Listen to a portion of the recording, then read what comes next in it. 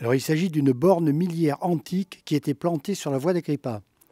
La voie d'Agrippa qui passe à côté du bourg de Cassino-Magus. C'était une borne routière qui permettait aux passants de se reconnaître et de savoir quelle était souvent la distance à parcourir ou la distance parcourue. Alors cette borne, elle a la particularité de ne pas avoir été mutilée parce qu'elle a été récupérée au XIe ou XIIe siècle lors de l'édification de l'église.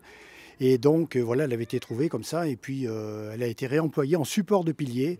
Et voilà, elle a été conservée grâce à ça. Donc elle n'a pas subi les intempéries, ce qui est quand même aussi vachement important. Pour une fois, on peut dire merci à l'humidité, puisqu'effectivement, c'est parce que l'humidité a fait tomber l'enduit qui recouvrait cette borne qui sert de pilier donc, à notre église, qu'on a pu découvrir, enfin que Jean-Paul Benoît a pu découvrir qu'il s'agissait d'une borne milliaire. Dès que nous avons eu la certitude, après nous être renseignés sur toute la documentation savante des bornes milliaires, nous avons immédiatement saisi la DRAC de cette découverte exceptionnelle, une fois de plus à Chassenon, pour lui parler des mesures exceptionnelles, puisque la hauteur de la borne, c'est quand même 1,92 m et un état de conservation, comme vous l'a dit Jean-Paul Benoît, assez exceptionnel, puisqu'elle est dans l'église de Chassenon. Apparemment, bah oui, d'après notre première interprétation, la borne aurait été positionnée à l'envers, donc elle nous cache peut-être déjà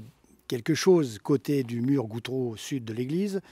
Et puis voilà, on a détecté quelque chose au niveau du socle qui paraît quand même anormal et complètement hallucinant. Il faut se pencher là-dessus. Voilà. L'enquête continue. Il y a de belles découvertes à faire. Les objectifs de l'Association des Amis de Chassenon, c'est effectivement de faire connaître et de protéger ce patrimoine exceptionnel, historique de Chassenon.